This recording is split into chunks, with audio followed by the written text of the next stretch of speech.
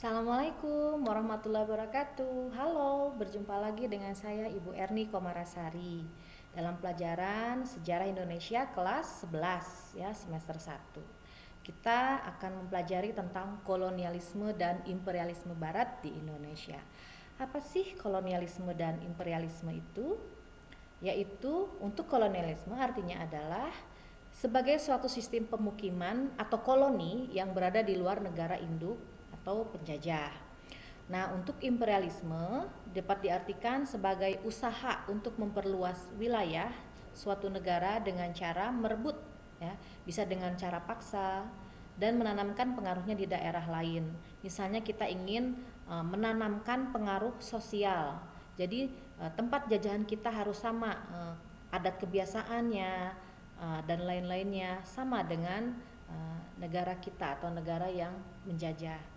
Kemudian ada klasifikasi imperialisme, ada dibagi dua menjadi imperialisme kuno dan imperialisme modern. Apa sih imperialisme kuno itu? Imperialisme kuno itu adalah yang dilatar belakangi oleh 3G, yaitu gold, glory, dan gospel.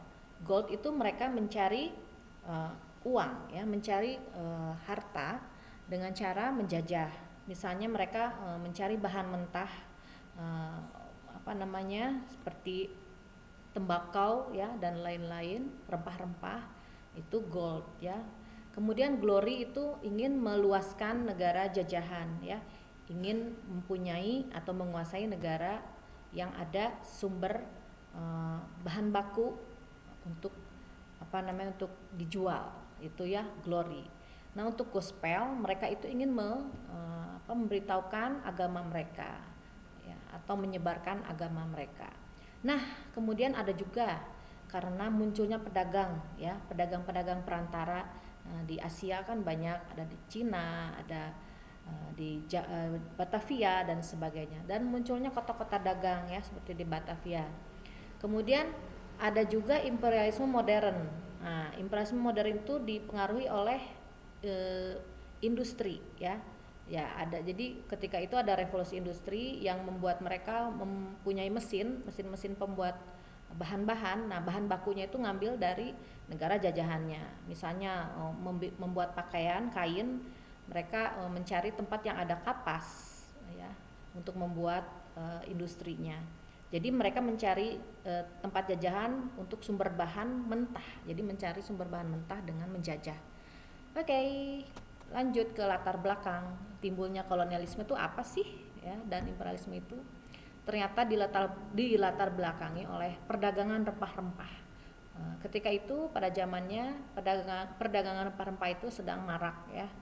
Ada teh, ada kina, ada pala, ada cengkeh dan lain-lain sebagainya, sehingga mereka mencari tempat jajahan yang mereka bisa ambil, mereka bisa keruk kekayaan harta dari daerah jajahan itu. Kemudian adanya hubungan timur dan barat, ya, Asia dan Eropa, yang pasti timbulnya golongan saudagar. Jadi banyak pedagang, ya, pedagang Belanda, pedagang Eropa, ya, dan mereka mencari tempat imperialisme itu, ya, mencari tempat jajahan. Kemudian ada semangat Renaissance. Jadi mereka itu merasa bahwa mereka bangkit, mereka lebih terpelajar mungkin, ya. Jadi mereka abad pencerahan itu mereka ingin membuktikan dari teori Renaissance itu. Jadi semangat untuk menjajah. Dan juga adanya kemajuan ilmu pengetahuan pelayaran seperti kompas, teropong dan sebagainya. Juga adanya dampak revolusi industri, sangat mempengaruhi revolusi industri ini, ya. Mereka menjadi mencari bahan baku, ya, bahan baku untuk industri mereka gitu. Jadi mereka mencari tempat jajahan.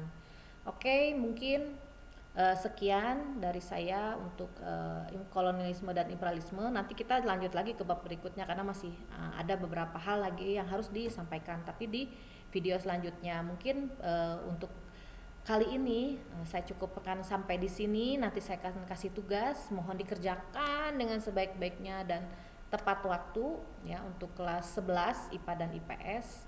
Terima kasih atas perhatiannya. Semoga kalian tetap semangat untuk belajar walaupun di rumah, ya. Tetap belajar di rumah. Terima kasih. Wassalamualaikum warahmatullahi wabarakatuh. Sampai jumpa. Terima kasih.